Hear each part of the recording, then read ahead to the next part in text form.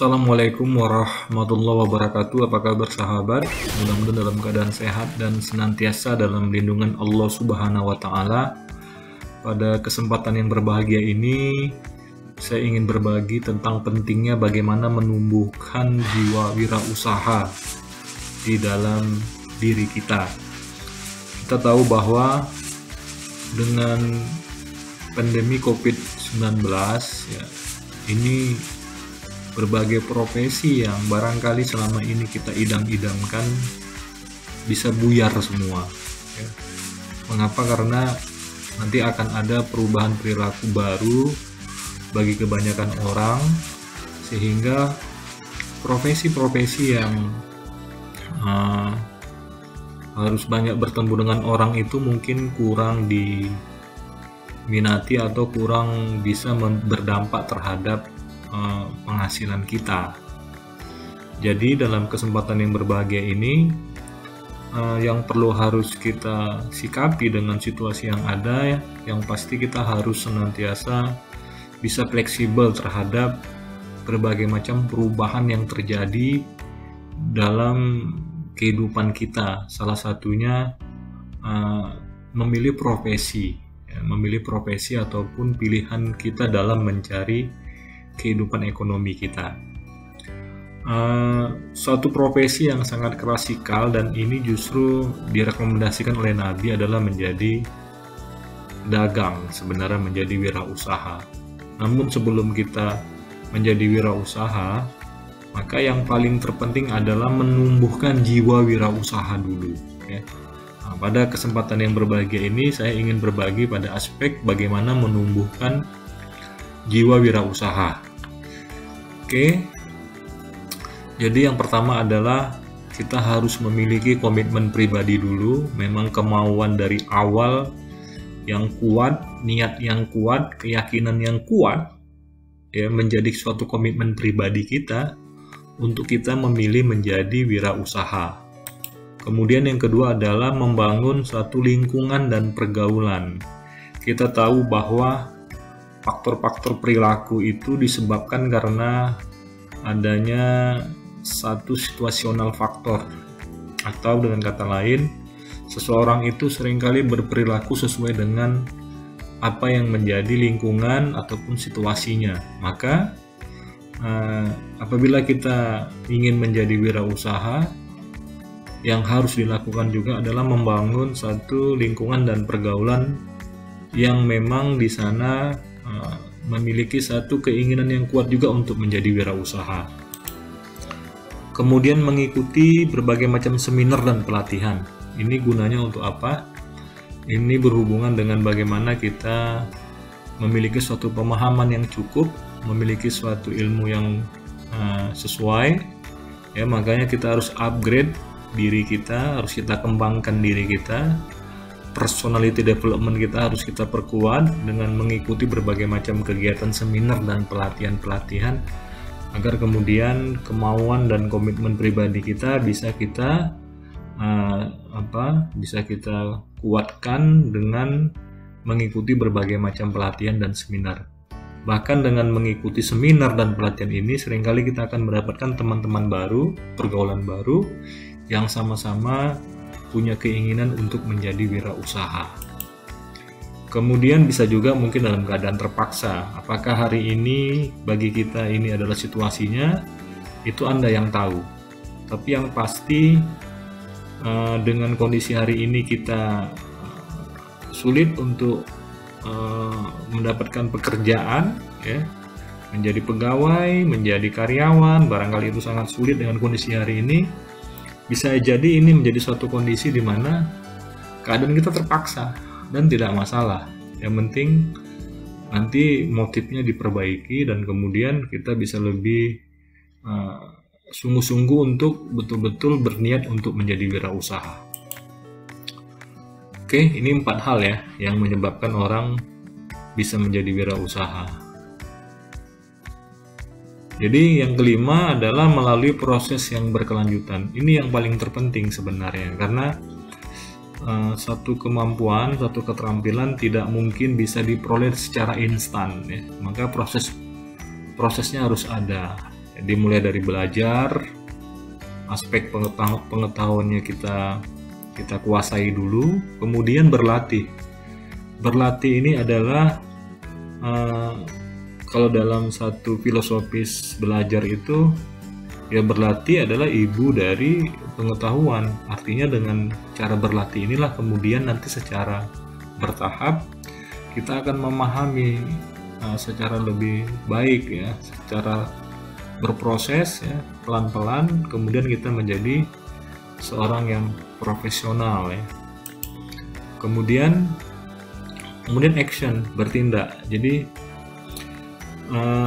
nggak sebatas teori, tapi harus ada aksi. Makanya karena ini bisnis ini adalah kemampuan bagaimana kita bisa menjalankan satu kegiatan usaha secara berproses. Untuk buka usaha itu tidak serta-merta mendapatkan customer, mungkin akan banyak pengalaman kegagalan di sana, kemudian juga banyak aspek yang mungkin juga ini berhubungan dengan jam terbang gitu ya. Jadi dengan bertindak kita akan mendapatkan satu informasi, satu pengalaman, satu peristiwa yang berharga untuk terus kita perbaiki begitu. Maka kalau misalnya kita berusaha atau berbisnis, memang harus action, apapun yang, walaupun sekecil apapun, ini gunanya supaya kita lebih mudah untuk memahami sebenarnya seperti apa itu berbisnis atau berwirausaha. Kemudian baru insya Allah menjadi sukses yang berkelanjutan. Ini menjadi mimpi dan cita-cita kita semua.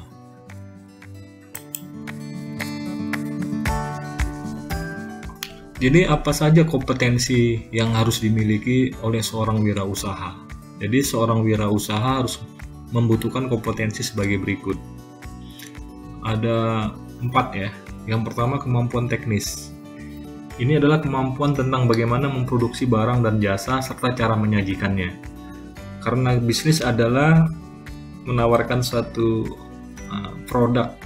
Yang produk ini bisa berupa barang ataupun jasa, maka keterampilan pertama yang harus kita miliki adalah keterampilan kita untuk menyediakan suatu produk yang berupa barang atau jasa. Jadi harus ada produknya dulu. Setelah ada produk ya, baru kemudian dianalisa dengan kemampuan pemasaran. Jadi tahapan berikutnya kita kemudian mengidentifikasi segmentasi pasarnya yang akan nanti dapat menjadi pelanggan kita. Kemudian berikutnya kemampuan finansial, yaitu kemampuan tentang bagaimana memperoleh sumber-sumber dana dan tentu mengelola dan menggunakannya. Jadi karena memang dalam bisnis itu kita harus punya modal, harus kemudian menghitung cash flow-nya, uang masuk, uang keluar, neraca, rugi laba dan lain-lain. Ini wajib bagi kita agar tidak jebol nanti usaha kita. Maka kita harus memiliki suatu kemampuan untuk mengelola keuangan dengan baik. Kemudian yang berikutnya adalah kemampuan menjalin hubungan atau relationship. Ini adalah kemampuan yang sangat penting karena customer itu harus dijaga.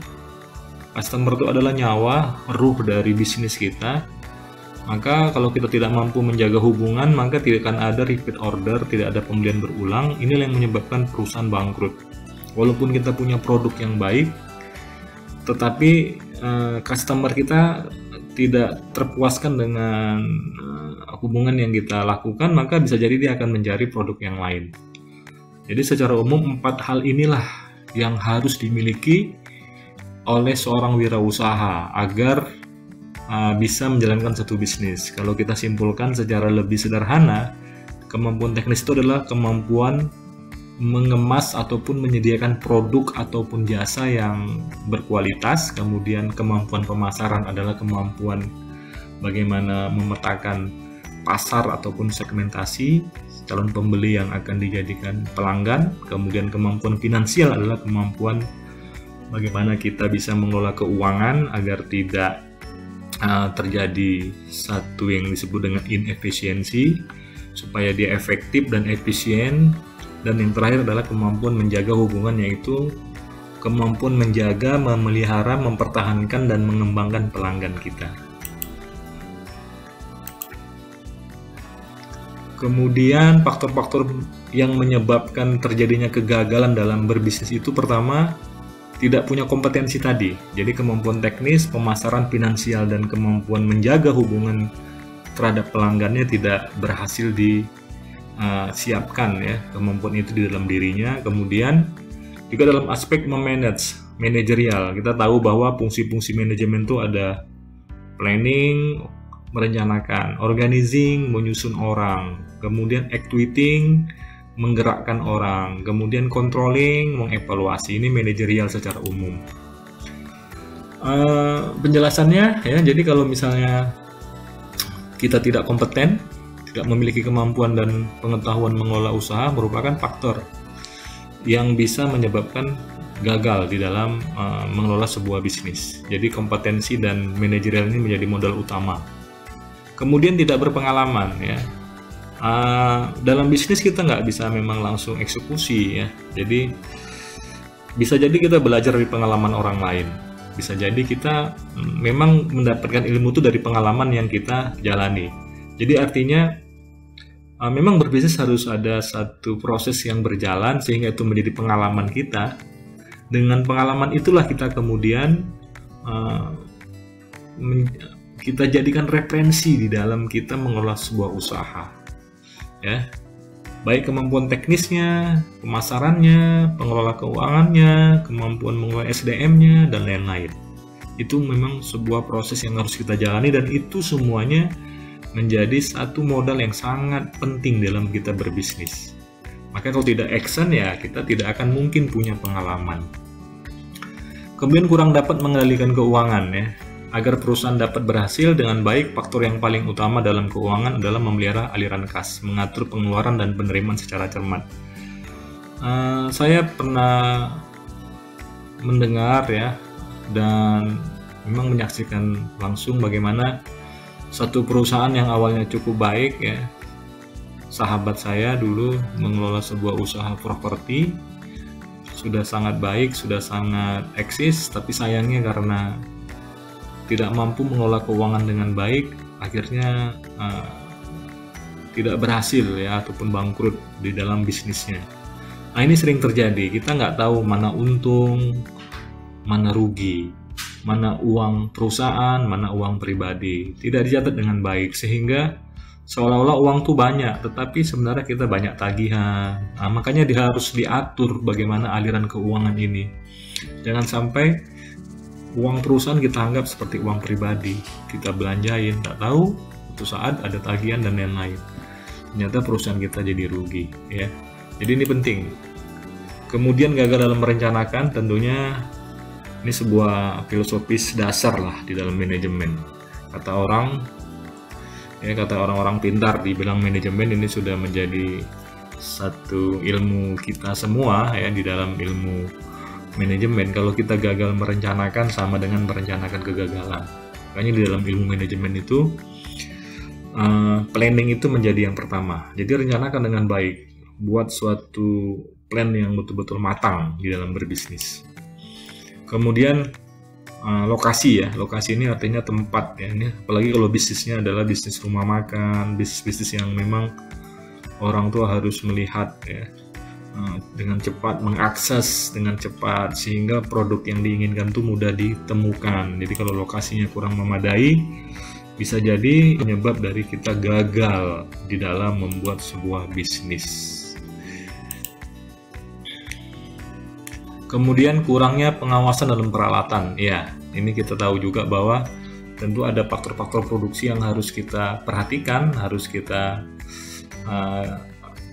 kelola dengan baik. Jangan sampai faktor-faktor produksi kita, yakni peralatan pekerjaan kita itu tidak digunakan dengan efisien. Ini akan bisa menyebabkan dalam satu bisnis. Kemudian yang ketujuh adalah sikap yang kurang sungguh-sungguh dalam usaha. Ini adalah komitmen mental dan keinginan yang harus ada di dalam diri kita sehingga kita eksis.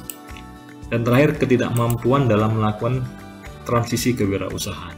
Oke, saya kira mungkin ini saja materi tentang wirausaha kita. Nanti kita sambung secara lebih teknis, mudah-mudahan bermanfaat. Wassalamualaikum warahmatullahi wabarakatuh.